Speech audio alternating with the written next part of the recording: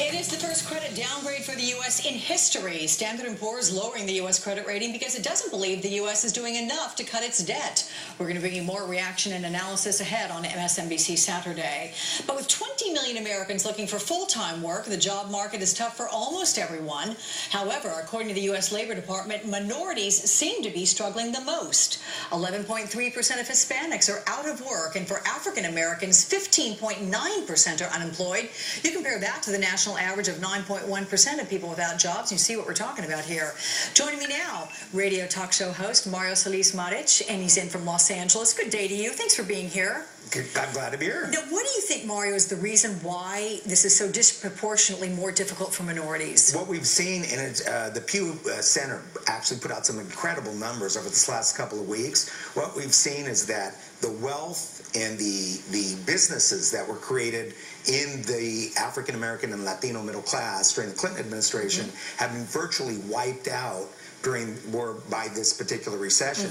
In fact, what's happened is that even though the country is having a recession, Latino and African American communities are really having a depression. And there has been absolutely no targeted efforts to stimulate the economy within Latino communities or within African American communities. It's severely tragic. It's completely unsustainable.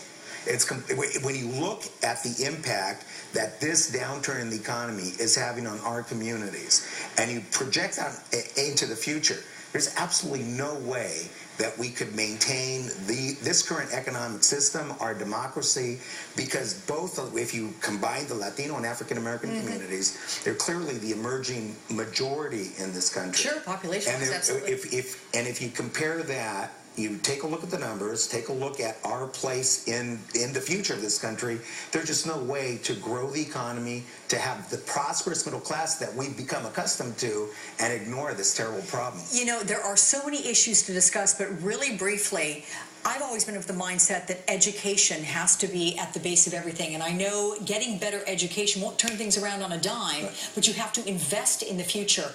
Do you think the fact that a lot of jobs require at least high school diplomas, that is what has impacted these numbers? I think that those numbers that's an important factor. But I think the other factor is that African American and Latino businesses, small businesses, have crumbled under this particular recession.